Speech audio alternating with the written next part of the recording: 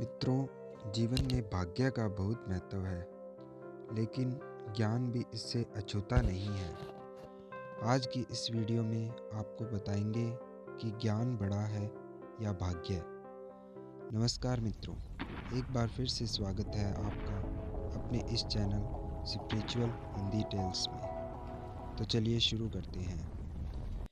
एक बार की बात है, अर्जुन भगवान श्री कृष्ण के पास पहुँचे और बोले, भगवान, मुझे एक दुविधा ने घेर रखा है। तो भगवान श्री कृष्ण बोले, बोलो पार्थ, तुम्हें क्या दुविधा है।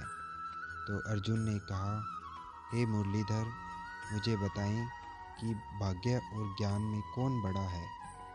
तब श्री कृष्ण ने कहा कि तुम्हारी इस दुविधा को दूर करने के लिए मैं तुम्हें एक कहानी सुनाता हूँ।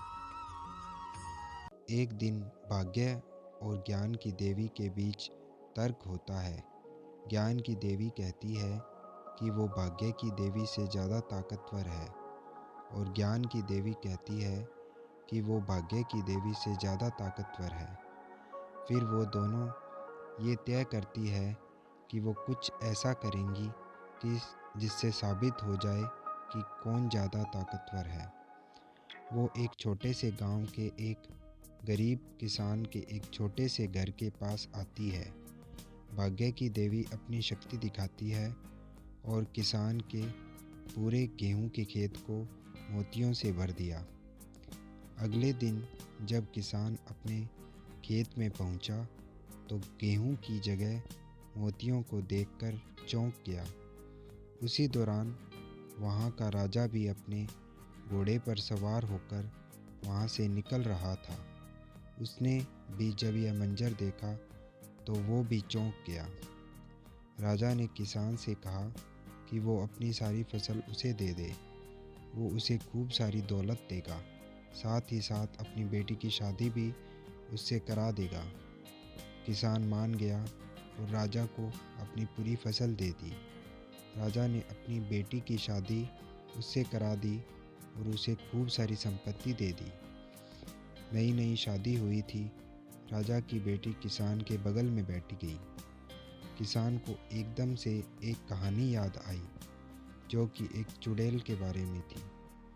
चुड़ैल लोगों के बगल में सुंदर स्त्री बनकर बैठ जाती थी और मौका देखकर अपने असली रूप में आकर उन्हें खा जाती थी।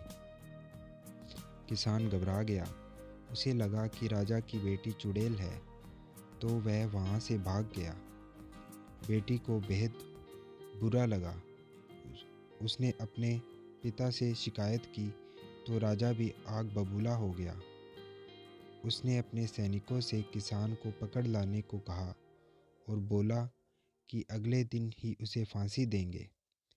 राजा के सिपाही उसे पकड़ लाए और अगले दिन उसे फांसी पर लटकाने की तैयारियां होने लगी। ज्ञान की देवी ने यह सब देखा तो उन्होंने भाग्य की देवी को कोसते हुए कहा कि देखो, तुमने ये क्या कर दिया। भोले भाले किसान को फांसी लगने वाली है। ज्ञान की देवी ने कहा कि मैं इसे बचाने के लिए अब इसके दिमाग में ज्ञान का संचार करती हूँ। ज्ञान दिमाग में आ जाने पर किसान ने राजा से पूछा कि उसे किस जुर्म में फांसी दी जा रही है।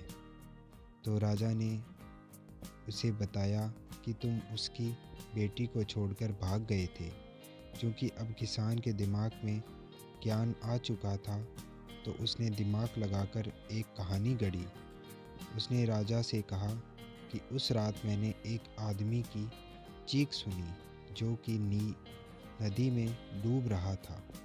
कहते हैं कि जब शादी की पहली रात कोई नदी में डूब रहा हो और उसे ना बचाया जाए तो शादी के बाद पति पत्नी की ज़िंदगी अच्छी नहीं रहती है। तो मैं केवल अपनी पत्नी की ज़िंदगी अच्छी करने के लिए उस आदमी की जान बचाने के लिए महल से भागा। किसान की बात सुनकर राजा खुश हो गया और उसे माफ़ कर दिया। अब किसान भी ज्ञान के बारे में आ जाने के बाद समझ चुका था कि राजा की बेटी कोई चुड़ैल नहीं है। क्योंकि उसने अपनी ज़िंदगी में कोई बेहद खूबसूरत स्त्री नहीं देखी थी, तो तो उसने राजा की बेटी को गलती से चुड़ैल समझ लिया था। अब वो खुशी से राजा की बेटी के साथ रहने लगा। ज्ञान की देवी और भाग्य की देवी के बीच हुई प्रतियोगिता में ये साबित हो गया था कि ज्ञान भाग्य से ऊपर है। तो इस प्रकार अर्जुन की दुविधा दूर हो चुकी थी। हमें भी अपने जीवन में भाग्य से ज़्यादा अपने ज्ञान पर भरोसा करना चाहिए। तो आशा करते हैं आपको यह कहानी अच्छी लगी होगी।